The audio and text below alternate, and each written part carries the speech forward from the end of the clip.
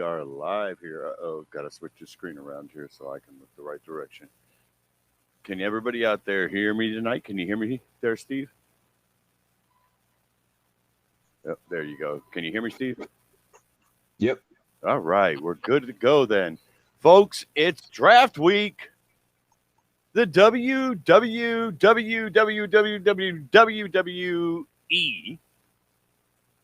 held its annual draft where basically they shift the roster around to meet the wants and needs of networks. Or, in other words, they try to figure out what us fans want to see on each show and do a miserable job of doing it. So we're going to run down the draft because it's something. But first off, folks, the National Wrestling Alliance will be presenting pay-per-view quality event By Any Means Necessary on October 24th in Oak Grove, Kentucky. Let's see. It will be at the Valor Event Hall Center on October 24th, 2021. And the bell time will be 6 p.m. sharp. 6 p.m. You're going to get to see Crimson and Jax Dane in a cage match. You're also going to get to see the NWA World Heavyweight Champion, Trevor Murdoch. The NWA Women's Champion, Camille. Or as I like to call her, that badass bitch. Former NWA Champion, Nick Aldis, will be there. The World Women's Tag Team Champions, the Hex, Allison Kay and Marty Bell will be there. Former TV champ, the Pope, will be there. Tom Latimer, Tim Storm, Judas and Father James Mitchell, Saul Renaro, Mims, Colby Carino, Rush Freeman, Kenzie Page, and Tootie Lynn are also scheduled to be there at the NWA event called, where'd my title page go? By Any Means Necessary. See, I just found out about this today. This has been up since late September. Tickets did go on sale at nwatick.com on Friday, September 17th, 2021. So you can get your tickets now for that event if you're going to be in the area. Once again, that's a National Wrestling Alliance event. By Any Means Necessary. I'm sure it'll be on Fight Pay-Per-View. Hopefully it will be. For those who can't make it to Oak Grove, Kentucky. Isn't that great? Wrestling in Kentucky at a small venue. That's beautiful. I love that. I love that. What I don't like,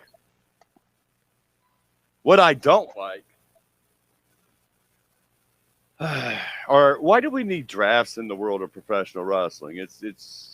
There's two different shows. Why do you have to have a draft? Why can't we have a bidding war? Hey, his Raw contract runs out Friday night, and who's he going to sign with? He's going to sign back with Raw, or can SmackDown give him more money or make a better deal for him? This is what I don't understand about WWE. Or NXT, I guess. Yeah. Which one of those three brands? Would that make more logical sense with the roster they have? Like kayfabe. Oh, his contract expires this Friday. You know, and who's he gonna? Which brand will he sign with? Where will he be next? Right. I like that. That does make more sense. Yeah, but they have this draft, and I mean, sometimes it's like a why bother situation. Anyway, Friday night SmackDown, they had round one of the draft. Round one of the draft, the first round of the whole draft. Of course, Roman Reigns stays on SmackDown. He ain't going nowhere. And, of course, Big E is going to stay on Raw, and he ain't going nowhere. Charlotte Flair is drafted to SmackDown, the blue brand. I guess everybody likes her blue sequined robe over the red one that she wears when she's on Raw. And Bianca Belair, the EST of WWE, is going to Monday Night Raw. Round two. Drew McIntyre, who came out at the end of Monday Night Raw and pointed that sword up at Big E as to say, I'm next in line for that title. is drafted to SmackDown. So, yeah, that's my response. Like, why? Why bother? Right. Well, RK Bro stays on Raw. How do you draft somebody if they're staying where they were? Is that a draft, or is that more like they just ain't going nowhere? Well, I guess maybe they were technically up in the air, but then Raw chose to keep them. Well, the rules of the draft were that everybody was up. Yeah. Each show gets 2 picks in each round, so it wasn't the 3 to SmackDown, 3 to Raw, 2 to SmackDown as in the past. So that was different. Mm-hmm. And who exactly picked these damn draft picks? I mean, was it Sonya Deville for SmackDown and what's his name there? Adam Pearce. Yeah, Adam Pearce. And Adam Pearce on the Raw side, or who picks these people? Was it Fox? Was it NBC Universal? Maybe Vince was sitting there with a dartboard with names on it and just pitching darts and blue Brian, red Brian, blue Brian, red darts and blue darts. There we go. Or was it a guy like Tom Pritchard? Or Bruce Pritchard, pardon me. I'm sorry, Dr. Tom. We realize that you have a hell of a lot more talent than your brother. Just saying. The New Day, Kofi Kingston and Xavier Woods. After Big E wins the WWE title and moves to Raw, they are now being shifted over to SmackDown. And finally, Edge is leaving SmackDown. Makes a lot of sense. He's pretty much went where he could go on the SmackDown roster with any storylines they could have to fit him, with limited dates being one, and the fact that he is, he's a legend. He doesn't have – Edge is one of those guys that should be able to go anywhere he wants. Whoever he wants to feud with, he should be allowed to go pick a fight. That's just how it should be. I hope we get the rated R superstar and not this watered down Edge, Mr. Nice Guy, because I don't like Mr. Nice Guy Edge. I like Edge when Edge is being a badass and being dirty. That's the best Edge, when he's a heel. Round 3. We're getting deep into the roster tonight here. Happy Corbin and Madcap Moss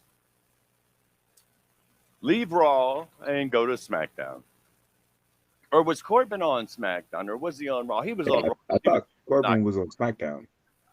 Yeah, and I'm going to be honest, I really want to see where they go with this Happy Corbin gimmick, because it is a fresh thing for Corbin. I still wish he would be the lone wolf Baron Corbin. I could see him and Karrion Kross if they left Kross in his killer persona and not the Karrion Kross bit. Then I could have seen him and Baron Corbin having a hell of a great feud between each other. I still can. But we'll have to find out where Kross is drafted to. We get, and by the way, Madcap Moss is formerly known as Riddick Moss, for all those who care. He's a hell of a performer, and Corbin and him as a tag team should be pretty interesting. I hope they lay off the comedy and let them be what they should be, which is a serious tag team. Let New Day do the comedy. That they're good. They've got all the accolades they need, and those are 3 men of color who have become legend in the world of pro wrestling. Then we end up with Raw. I thought the WWE Women's Tag Team titles could be defended anywhere, but I guess not. So Rhea Ripley and Nikki Ash will stay on Monday Night Raw as the Women's Tag Team Champions. Let me think. No. Were they on SmackDown? They may have been on SmackDown. I'm not sure. Hit Row. Isaiah Swerve Scott, Top Dollar, Shante D, Adonis, and B-Fab are all coming to SmackDown. So 4 people in one shot. 3 men, 1 woman, possibly tag team, single, and a woman. All right. And, oh, God, why do you got to do this, WWE?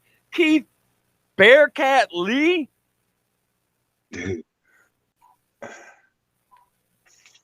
He don't need nothing. His name is Keith Lee, and he's a one bad mofo. Why? Why per se do we do this? Is being drafted to Monday Night Raw. Round 4.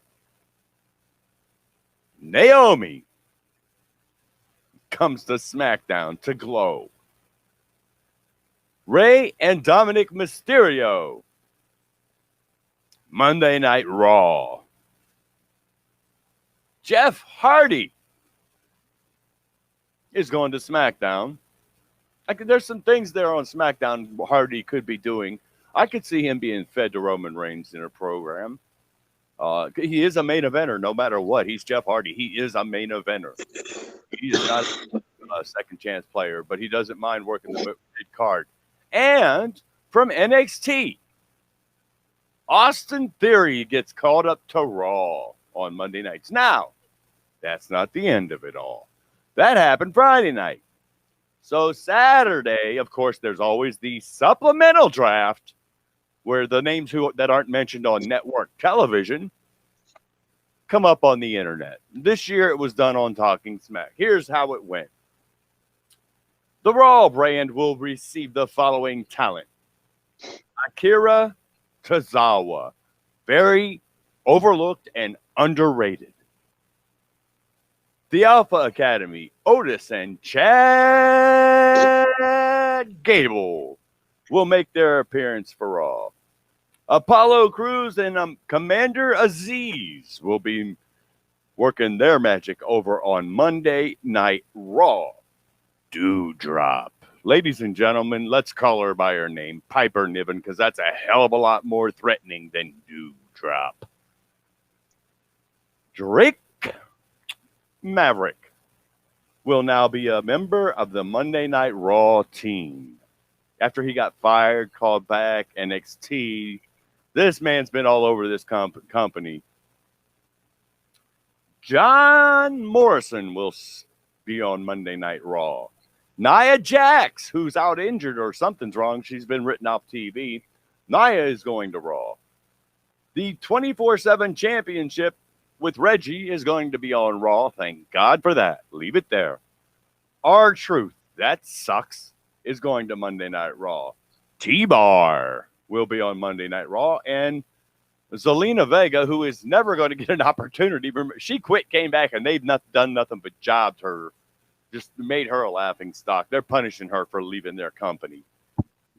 Over to SmackDown. Now, here's my thing. If it was an even Steven thing here on the draft, how come Raw got 1, 2, 3, 4, 5, 6, 7, 8, 9, 10, 11, 12, 13 competitors, and SmackDown is getting Aaliyah, Drew Gulak, Mace, Mansoor, Mustafa Ali, and Tony Storm. That is not 13. There's no even Steven there. That is not 13. Anyhow, that's how the WWE draft went. Tomorrow night on Monday Night Raw. Round 2. So, this is going to happen again. We'll talk about this next week here on the show. And I don't know what to say here. If you're going to realign the shows, you know, I like the concept of maybe doing it like the NXT should be able to get draft picks here. Why don't they get some draft picks here? Why can't they draft somebody from Monday night or Thursday night to the program? Or Thursday. Well, I say Thursday because SmackDown traditionally was Thursdays. Now it's Fridays. I mean, who the hell can keep track? There's wrestling shows on every night of the week. Monday Night Raw, Tuesday night NXT, Wednesday night AEW Dynamite. Thursday night, you got Impact Wrestling over on Access TV, which nobody's watching, and I don't know why, because they're doing some great work over there in Impact right now, and they don't have a huge roster at all. And we got Friday night SmackDown, Rampage on Friday nights. I'm sure somewhere somebody's got a Saturday show on some channel. And Sunday, pay-per-view, whatever else might be on. I know it's football season, so Sunday night football, but it is what it is. And what it is tonight. Steve and I are going to be drafting. I have my list here, by the way, Steve. I don't know if you have a list of talent. I have 30 men and 30 women that I would, or 15 women I would draft into a promotion. I want to see tonight, Steve, where our minds are. You're a professional wrestler. You know a lot more about talent and in-ring ability than I do as a layman. I'm just a journalist who happens to know a hell of a lot about the business. What I want to do is compare our lists and see where we stand with who we would pick to set up. If we were going to set up a wrestling promotion, who would we want to be in our promotion, to be our stars? And I asked Steve, he didn't know the whole concept of what I'm doing, but I asked him to come up with a list of about 30 names of wrestlers that he would draft. Closer to 15. 30, that's okay. If he didn't, but what I want to do is I'm going to give my draft pick who I would like to see, and let's see if he made Steve's list.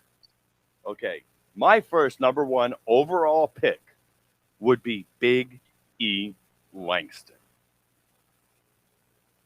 One of the most powerful men in professional wrestling today. One of the most personable men in the world of professional wrestling today. And by personal, I mean this man has time for his fans. He doesn't mind doing the fan bit. He loves it. He lives for pro wrestling. And inside the ring, I dare say if he were let go to be who he could be, he's one of the best ever. He's got his opportunity in WWE with the WWE Championship. And I hope WWE isn't stupid and make him a transitional champion, but gives him a nice, long, healthy run. Because I could see some money in a Mania match with Big E as the WWE World Champion. Big money. Especially, y'all remember, there was a time when he was quite aggressive when he was working with Mr. Dolph Ziggler. I don't know. This is a while back. I don't know if y'all remember. I mean, he's been around for a long time now. But back then, he was a rookie. So I don't know if y'all remember, but we'll find out. My second pick would be Damian Priest. Punishment Martinez. He's young to the business. He's got all the experience necessary, and he learned his chops in ROH. That's where he first came to prominence. So he knows what wrestling is about. Let me hear a couple of your picks here, Steve. Let's see if any of yours made my list.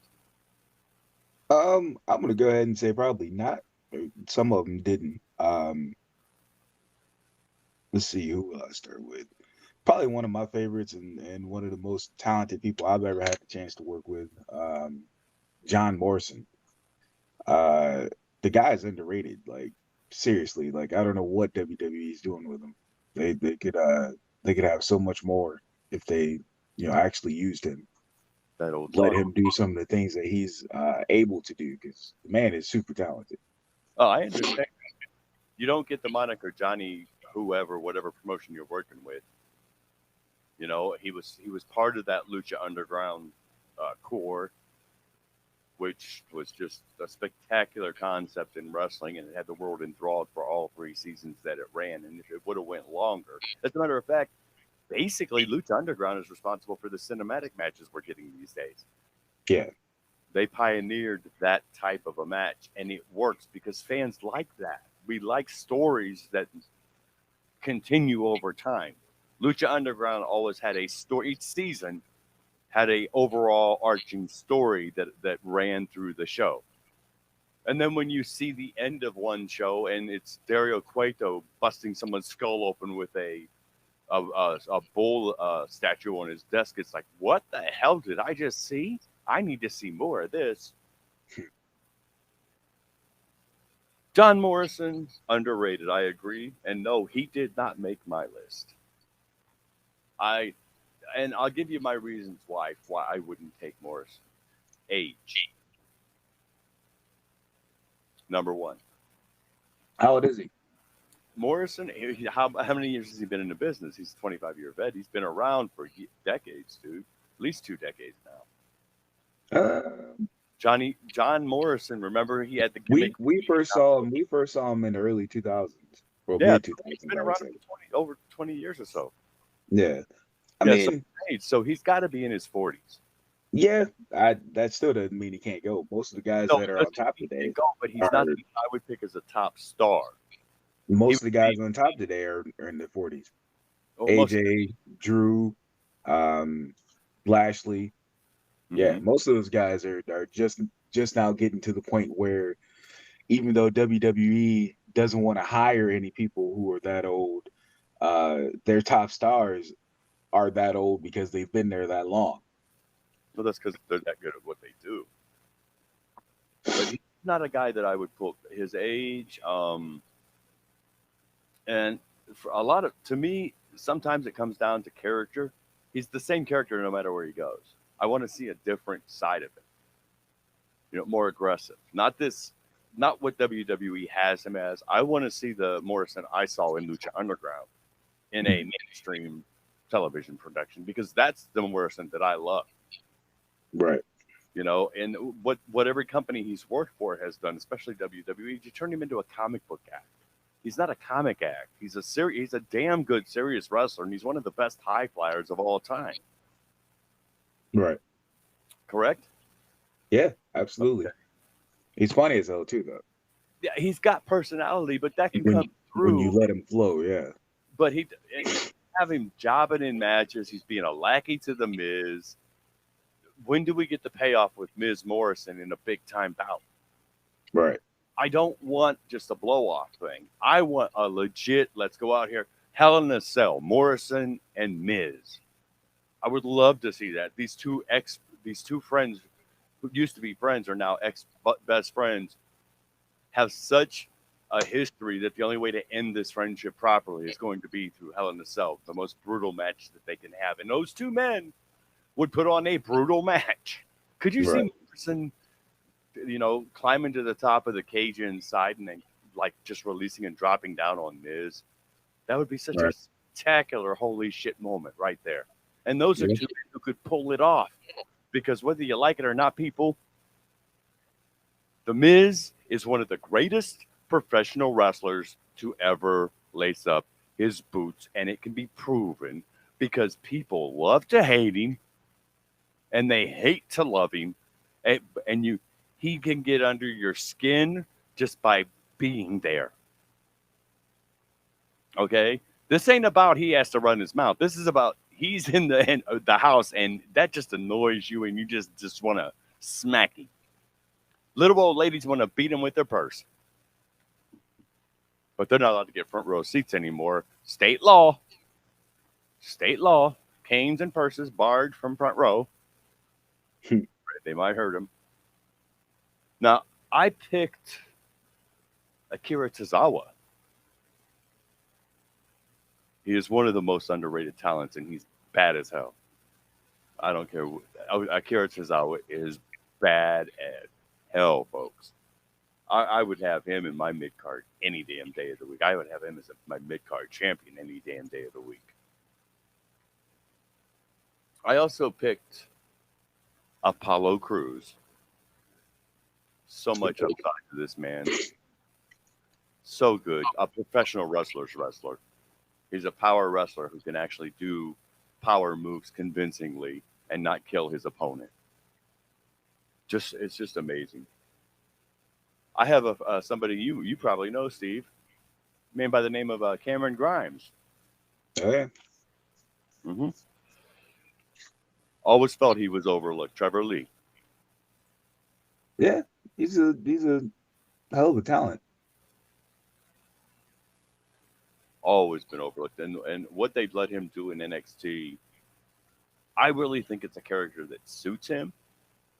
This $1 million, he wins, he gets all this money and stuff or whatever. He got rich off of like Bitcoin or something, right? Mm. So he's got all this. Well, they had him with DiBiase in the $1 Million Championship with LA Knight Another person you probably know, LA Knight. Mm-hmm. Uh, Eli Drake. Eli Drake. I didn't really say it's legit his government name, but I decided. Yeah, I didn't want to call him by his government name. Now he is not on my list, by the way, folks. He's not, and I have reasonings for not putting him on my list right now. He too old? No, because I want to see him make as much money as he can in WWE, and I eventually want to see him make a main roster debut because he's worth it. Yeah, he's freaking worth it. Just, I can't believe he can't do "Let Me Talk to You, Dummy." That's just, it's built in. It's part of his gimmick. Just let him have his stuff. Right. Why hasn't he done a talk show segment yet? Because we all know he's great at that. Right. So give me a couple more names of yours. Because were we sticking just with WWE guys? Because I got a couple other names. Oh no! I just went down the roster of WWE and Impact, AEW, and NWA. Picked the people that I would put in my promotion. Okay. One name I would use is Fallah Bahh. I guess I'm a little partial because he's one of my good friends, but any show that I've been on with him, whether it's Impact or anywhere else, he always had crowd control, like command of the crowd. He could do the simplest and silliest stuff, and the crowd would eat it up.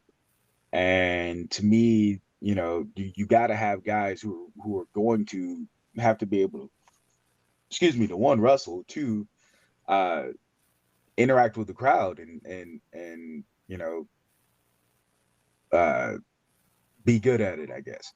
There's a lot of guys that go out there and it's like watching a robotic dance or something, because they forget that there's an audience out there, and without the audience, we're a bunch of weirdos.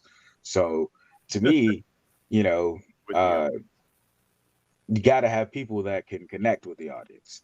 So I guess another one would be Nerd 5, my kid. And that's because he has the ability to go out and get massive heat from whoever it is, wherever he goes. People hate him. They can't stand to see him coming. And like, again, that's one of the best things. I'll take if I'm building a roster, I will take somebody like that over somebody who can go out and do a million flips any day. Because if you don't know how to tell a story, then we're not going to get fans back very often. And I would agree with Fallah Bahh. He's not on my list, but I would agree with that. And I'm going to tell you why. Fallah Bahh is a modern day Haystack Calhoun.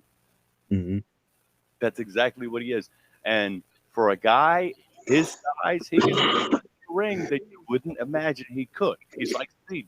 Steve can do things in a ring that you never could imagine a man their size can do.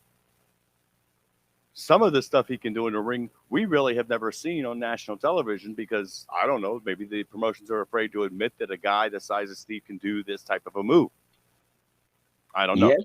I mean, maybe it's because I felt like I was smart and I didn't want to throw everything out, just for any old match, and I was trying to save it for the right opportunity. Just whatever never came. Exactly. Another man that I have thrown on my list would be Antonio Cesaro. You cannot deny the ability. He has charisma. He has the physique of a Swiss god, okay, of a Norse god. He is, I love the Swiss Superman. I mean, who else can get a dang that spin over like he has? Where right.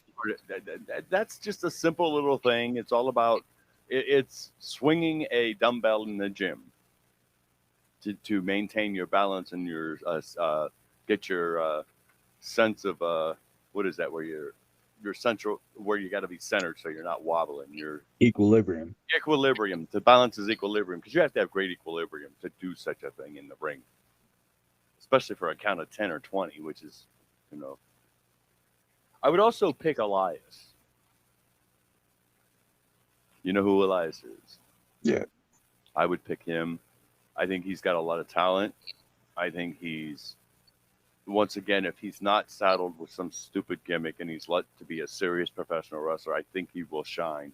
I'm waiting to see what happens. They're repackaging him or whatever it looks like. They've killed off the Elias character for something new. So I'm waiting to see what happens there. But that is something. That is something.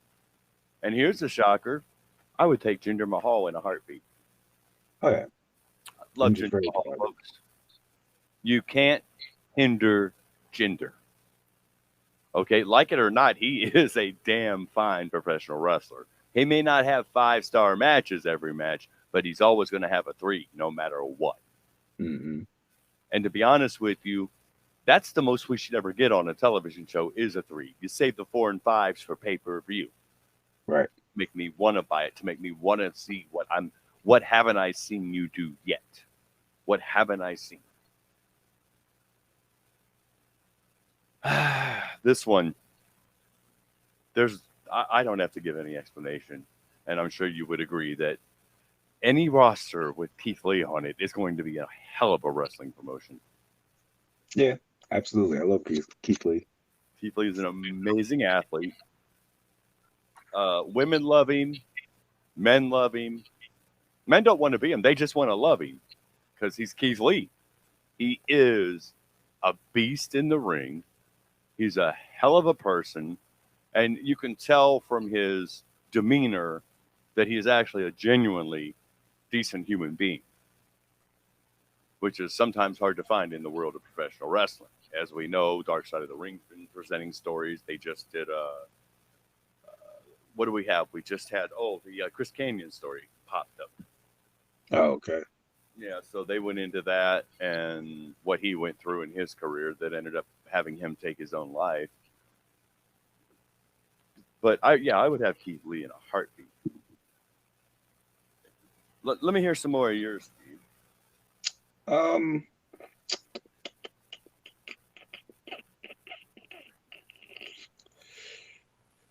Brock.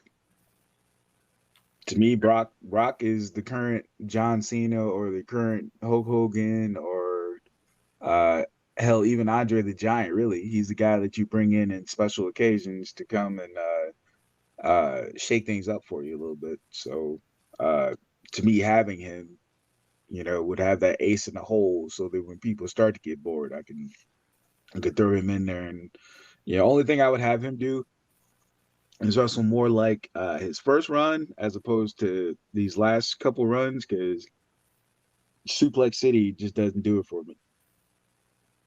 Well, have you seen some of the work he's doing right now? They brought him back. He's got they announced on Thursday night that he is not Raw or SmackDown. He's a free agent, thanks to his good friend Paul Heyman setting up they had a whole segment on Raw, folks. It was so bad. You got Brock comes out and he's a free agent thanks to his friend Paul Heyman, and he owes it all to Paul Heyman, and setting up all that controversy for this Roman Paul Heyman thing going off in Saudi Arabia at Crown Jewel here in late October. Then they have a scene where Roman's in the back, serious with Paul, talking about whatever with Brock. He's suspicious of the man. He tells him, my cousins will be drafted to SmackDown on Monday night. You're going to go in. You're going to make sure. And Paul's sitting there. His face is covered. Then he's got his face covered. Then he takes his away and he's crying. He's crying. He's got tears running down his face. And he's like, my tribal chief, my tribal chief, my tribal chief. And I'm like, okay, I don't ever want to hear Paul Heyman say my tribal chief to anybody because Paul Heyman is just too damn good to be doing that kind of stupid Shiite stuff. Just stupid. Then Paul leaves and he tells the Usos. He says, you're going to guarantee this. You're going to go to SmackDown and take care of this. Or you're going to go to Raw. You're going to take care of this. You're going to go there with him. And Then he tells him, and if he doesn't, leave him for dead. Now, if I'm WWE, I'm going to draft the Usos to Raw to make sure and have the Usos attack Paul Heyman. And guess who's going to come out and save Paul Heyman?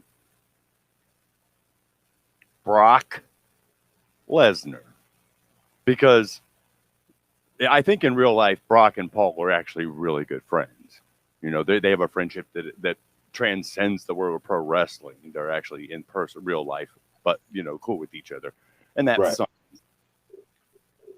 So Brock would be my, like, he's a special attraction type of guy. He comes in when there's a problem that needs salt fixing, and you can't, no one else can fix that problem but someone like the Beast, Brock Lesnar. Go ahead.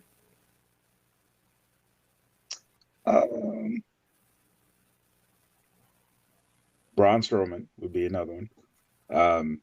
To me, Braun Strowman is the guy that he should be where Roman Reigns is now, like in that position where he's the unbeatable guy. No matter what you send at him, he's gonna overcome it, you know, until finally you have to build up a baby face that goes in and like systematically tears him down, you know. You know, this is a future Andre / Big Show. Right. He's a giant. And he's a giant that got over with the fans of his own volition, not because of being forced to. Right. And I think that's the weird part about some of the releases WWE has done. Like Bray Wyatt got over on his own. Braun Strowman got over on his own. Jon Moxley got over on his own. Daniel Bryan got over on his own. CM Punk got over on his own. Maybe that's the problem. Maybe that's the common thread with all of these men, was that they were able. Even let's look at EC3 in WWE. They ruined EC3. But he had something they didn't have. He had the name EC3 because he owned the copyright and trademark for it. He owned his own gimmick.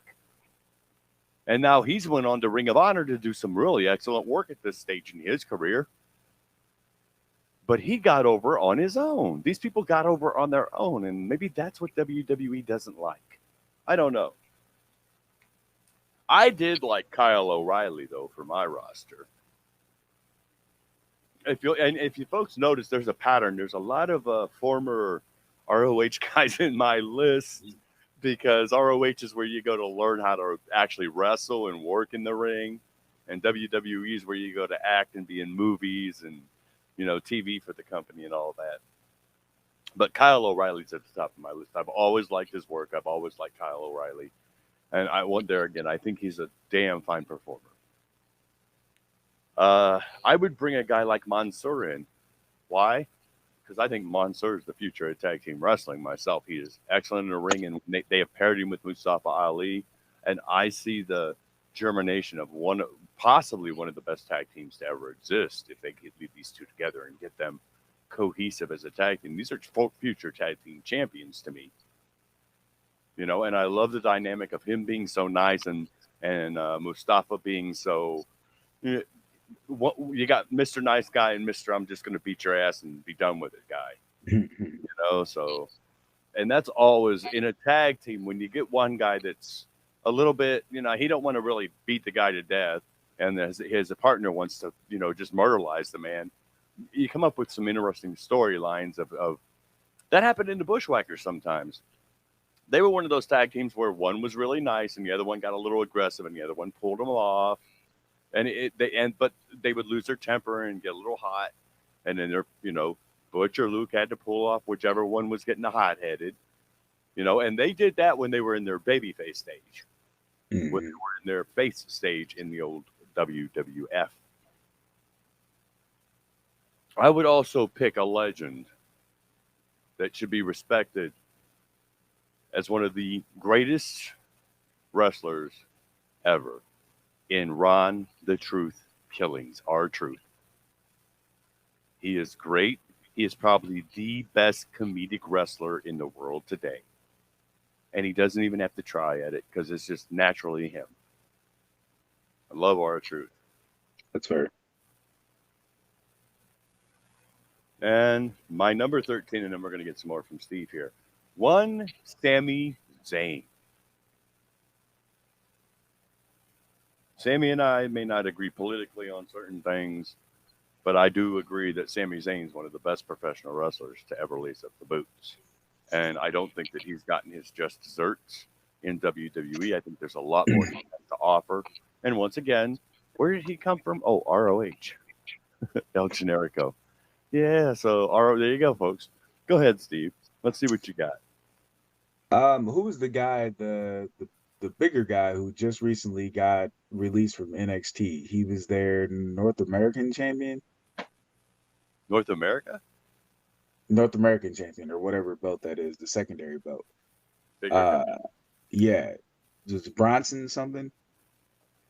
Oh, yeah. Bronson Reed. Yeah, that guy. Yeah, I saw a lot of potential in him, and I'm still baffled as to why they would even let him go. Like, dude was a workhorse. Like, he could go. And yeah, like, to me it was dumb. You could build so many storylines off of him and do a lot with him as a babyface or a heel. You know what it is? He doesn't fit the body.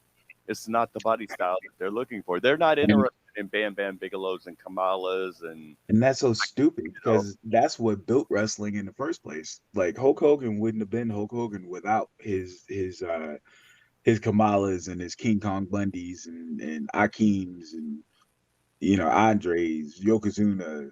Mm-hmm. He was always wrestling a bigger heel, a big nasty mean guy that people could actually not like, not this cookie cutter image that everybody wants now.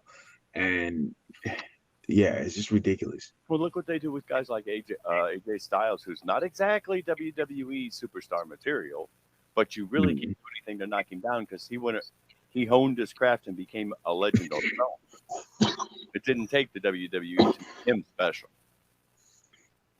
But you are exactly right. Bronson Reed would be one hell of a pick. There we go again with the big men who can go. Super heavyweights, if you will. Hell, you could have a super heavyweight title for guys that are above the 300-pound mark. Because there's a lot of guys. Bam Bam Bigelow was not a small boy. Right. Bam Bam was over 300. And he was one of the best ever. There is nobody, no fan of wrestling from the 80s that does not know who Bam Bam Bigelow was. Exactly. He's left his mark in the world of pro wrestling. Who you got next? I'm gonna go with Larry D. Larry D. He is, I believe he's tagging with somebody on Impact now. I can't think of his name to save my life. But no, Larry D is another guy who is a heavyweight. He could be a super heavyweight, but I think he's been losing weight and getting in shape. But the man can go like with the cruiserweights. Like, I've seen him go through Ted Petty invitationals, at IWA Mid-South, 3 or 4 matches in one night. And I'm not talking about 5 or 6 minute 3 or 4 matches. I'm talking about like each match being about 12 to 15, full of action, lots of sequences and lots of running, lots of stuff that, typical big men shouldn't be able to do. But, he does it, and he has the crowd behind it, and they chant his name. Larry D. I'll have to look up some video on him. Legendary Larry D. Okay. Another one while I'm on it is Shane Mercer. The Iron Demon is somebody who's been around for a little while. He holds the Kentucky bench press state record. He tosses me around like I'm a kid. He's the only person who I would trust to allow me to give him a head scissors or Hurricane Rana. He's just, he's that strong. He's that talented. He's the guy. I don't know if you remember, but back a while ago, there was a guy that picked up bleachers and chucked them at people at a show. No, Yeah. I'll have to see that. That's pretty impressive. Yeah. He grabbed a whole set of bleachers and threw them at his opponent, I believe it was. But he's ridiculously strong, ridiculously athletic.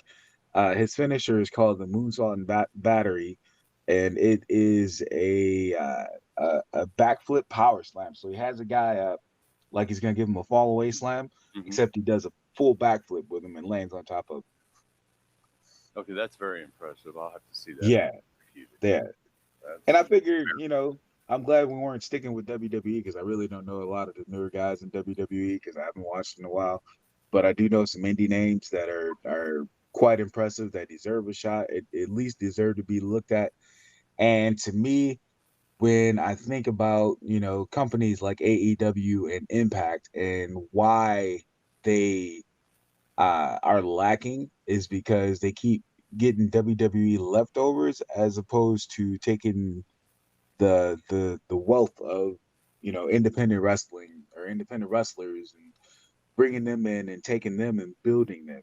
It's a bad habit of, oh well, WWE left this or let this guy go, so let's bring him in, pay him five or six times as much as the rest of the guys on the roster,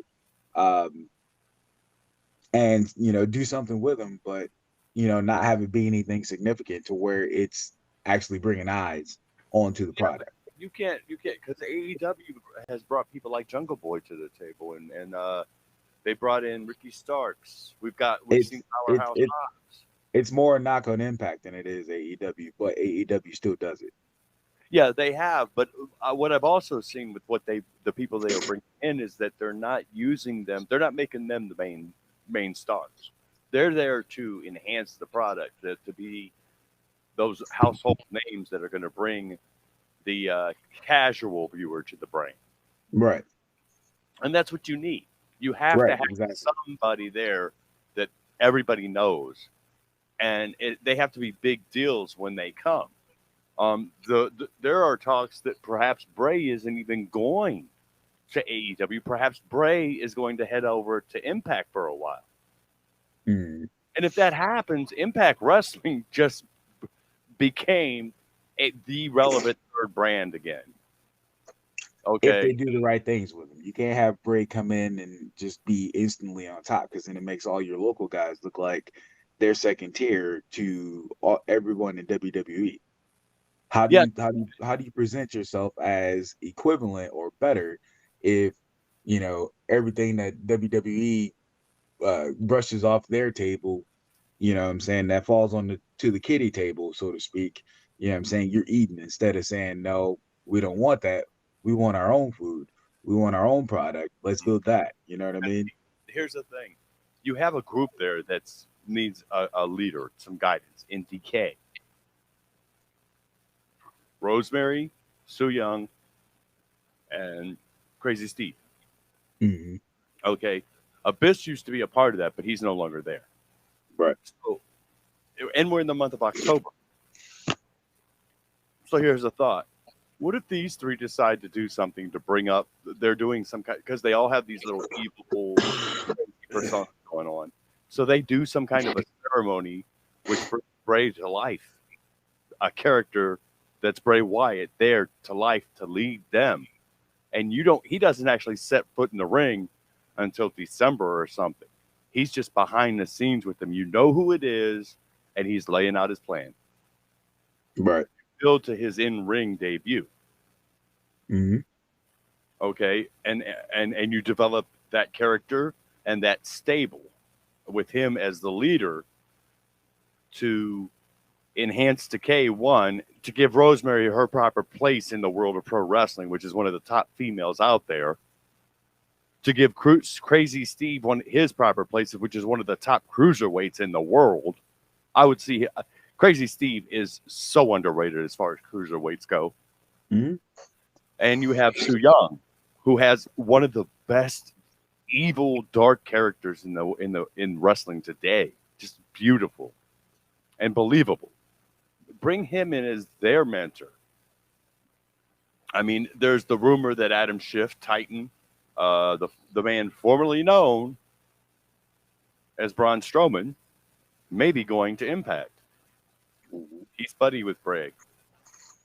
He was part. Remember, he was part of Bray's flock over there in WWE for a while. Just a little side thing there. Let's see. I would also bring in, and Steve, there's no doubt I know Steve's going to agree 100 million% with this. Kevin Cross. Killer Kevin Cross. Yeah. No doubt. Yeah, he's a talented guy. Oh, yeah. And here's the switch, folks. Now we're going to look at people from AEW that I would bring in, and it's not a long list. Not at all. I'm going to grab Sammy Guevara. I'm going to take Darby Allin. I'm going to take Dante Martin. I'm going to take John Moxley. I'm going to take Miro. I'm going to take the greatest heel in wrestling today, Maxwell J. Friedman. He's better than you, and even Steve knows it. Just that good. Just that good. I'm going to pick Powerhouse Will Hobbs and Shawn Dean from over on the AEW roster. And folks, there are not a lot of WWE transplants in my group. And my top pick over there is definitely MJF. I really think MJF is the future of professional wrestling. Him, Sammy Guevara, and Ricky Starks are three of those guys that are young, they're hungry. They're not they made their names elsewhere, not in AEW. They didn't make their names in WWE. People knew about them because they worked for the indies. Because I mean, have you seen MJF over in MLW? Just awesome work. Awesome. That's where I first discovered him. I'm like, this man is great. This is one of the this man is destined to be a great professional wrestler. He can cut a promo, he can wrestle. And I'm going to be honest, I don't think he's afraid to bleed. I think we will see a match where he gets busted open and bleeds profusely in the ring during a really bloody match if it's necessary in his career. And it will be down the road. There's going to come a blood feud. There has to come a blood feud with him and somebody. Probably Darby Allin. Now let's step over and look at the other side of the fence here in Impact. Yes, I did raid the Impact roster tonight. I'm going to take Eric Young, and I'm going to let him go. No limits on Eric Young. Do what you want. Do what you want, Eric. I'm going to take Heath Slater because, well, he's got kids. Got to keep mouths fed. And also because I think Heath Slater's a hell of a wrestler. I think he's underrated. I think he's a man deserving of a championship around his waist, and not a tag belt, but a singles championship. And he's also worthy of at least a run at the world's title in whatever promotion he's in. I would pick Joe Deering. He's just a badass cowboy. Right. And you can never go wrong with a badass cowboy on your roster. You know what I mean? They don't have to be a good guy. They don't have to be a bad guy. They're just a badass cowboy, and they beat everybody's ass equally. They don't care. Right. I love that part. I would go with TJ Perkins. If you know his story, he basically lived in his car for a long, long time to become a star. So he wanted it, and he attained it. So I would give him the nod, and I would give W. Morrissey the nod because I think he has upped his game so much since his WWE days. Being Who's that? Big Cass. Oh, okay. All right. W. Morrissey is Big Cass. Not the greatest wrestler in the world, not at all. But as far as a brawler, yeah, this man deserves it. And then let's go over to the NWA for my final three on my list of 30. Aaron Stevens, Aaron Rex, Damian Sandow, whatever you want to call him. The man is one of the funniest chameleons to ever. He can take any gimmick and get it over. Yes. And he is fantastic in the ring. If you haven't watched, go watch NWA Wrestling on YouTube. Watch what they put up there from their Power. The first 2 seasons of Power were given free, so you can watch them on YouTube. But watch Power. Look at the character he created. Look at what he did to help bring the NWA back into the limelight. Because for those who don't know, the NWA will be holding an event by any means necessary on October 24th in Oak Grove, Kentucky. You can get your tickets at nwatick.com. They're available now, on sale everywhere on the internet. That's nwatick.com on the internet. So basically there. But I would pick Aaron Stevens. I would pick a wrestler's wrestler. Second generation. Current NWA World Heavyweight Champion, Trevor Murdoch. If you haven't seen Trevor Murdoch work, forget about what he did in WWE. Go look at what he's been doing on the indies and in the NWA. Trevor Murdoch is a wrestler's wrestler. He knows this business. He knows how to get a match over. He knows how to get an opponent over. And he knows it because his daddy's name was Dick Murdoch. And he was a damn good friend of Dusty Rhodes. And he knew wrestling. And my final pick, which a lot of you probably have never heard about out there, Jax Dane. Former NWA World's Heavyweight Champion. One of the most impressive human beings in the ring with a power game that I have ever seen anywhere. Just amazing. Amazing. But that's my list of 30 that I would pick. I'm kind of, let me hear some more of your names, Steve, before we go off the air here tonight. And next week when we come back, since there's another round, we'll talk about the women's divisions in our wrestling promotion. I had the rest of New Day. Let's see. As far as well-knowns, I've had John Morrison, Damian Priest. Yeah, those few. And then some more indie guys like JD Mariani, he used to go by Hillbilly Jed. He's another indie guy, basically based out of Indianapolis. He's a guy I stole all my flippy stuff from. He is a foot shorter than me, and for as long as I've known him, like, I don't think he's that much now. I think he's lost a lot of weight, but he used to hover right around 400 pounds and could do all the flips I could do plus some. The flippy. Yeah. A flippy super heavyweight, yeah. Beyond that, just a great guy outside the ring. Another one would be Russ Jones. Is another local guy who gets in the ring. He handles his business. He looks like a badass while he's doing it. He's in pretty high demand around this area, at least. And I just don't understand why more eyes haven't looked on him yet. But hopefully soon enough. And I think that's about it. Because, like I said, I don't watch wrestling a lot anymore. Oh, I understand that. But, and I'm going to be honest, folks, I haven't seen some of these performers live. I'm going by what I know about them and what I know from their past, right. They've done. There are people on this list that I don't like watching in WWE or where they're at because I think that they're underutilized or that they aren't given the opportunity to shine that they deserve. Look at a man like Keith Lee. I know what he's capable of. Wrestling fans know what he's capable of. It was a hot signing when they got him. But you basically ruined the man. And that I don't like.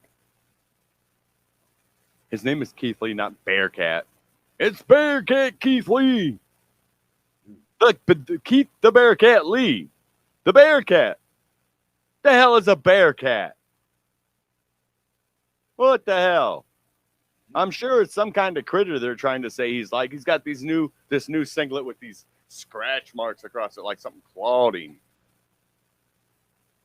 Hey, WWE, have you seen EC3's new logo, or what it's been for a while, which is the 3 claw marks down for the 3? Have you seen that? That's kind of gimmick infringement. I would say gimmick infringement. And besides, he's got black trunks and they got these like pinkish colored stripes. Keith Lee, ladies and gentlemen. I could see if he was a member of the Hart Foundation, him wearing pink and black. But come on, let's get real. What's going to happen tomorrow night on Monday Night Raw as WWE continues what they call a draft? This isn't like the NFL grabbing players out of colleges or the hockey leagues or any other professional organization that has 3 letters in its name that drafts players to their rosters and pays them big money. This is WWE. They're shifting around their talent. Thank God AEW isn't going to have a draft. Who's on Rampage and who's on Wednesday Night Dynamite? And why wasn't NXT allowed to draft people from Raw or SmackDown? Why? Why couldn't they get Bearcat Keith Lee over there? Tell me why and where your logic is. 3 shows, only 2 of them are represented. Not a good look. And by the way, NXT 2.0 is NXT suck. Big time. Darken the theater. That's the reason people tuned in to NXT. It was gritty. It was different. It was completely different from your other products. Mm-hmm. I don't want to see the same thing 3 nights a week. That's why I watch Impact. That's why I watch ROH. That's why I watch AEW. I work during the broadcast, but I come home and I watch them because I want to see what goes on there. I'm interested in the storylines. And it's not the same storyline week after week after week after week after week. So, Steve, we need to get somebody on our show on Halloween night. Very Halloween special, because I'm going to invite my friend from Land O'Lakes, Jane Sustain, to come here and host the first annual Halloween trivia contest. We're going to get Steve Wilson. And Steve, I want you to get Mr. Doolittle on here for me. We're going to have him. And I'm going to throw a challenge out there to everybody on Facebook and YouTube that follow us. One of you can come on this show. We will be giving away to the winner a $50 Amazon gift card.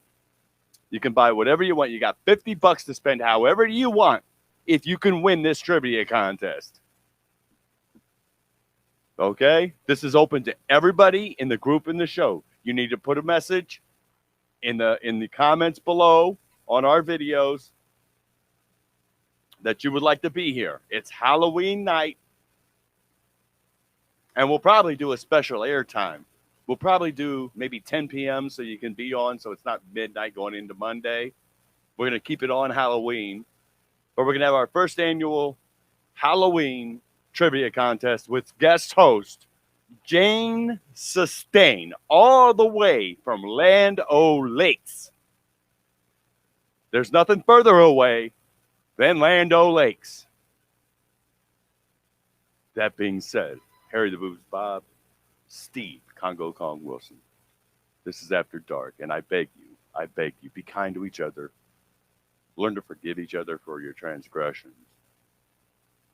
And just be a decent human being to those around you. And we can all live in a world without any problems. At least I hope we can. Good night. God bless.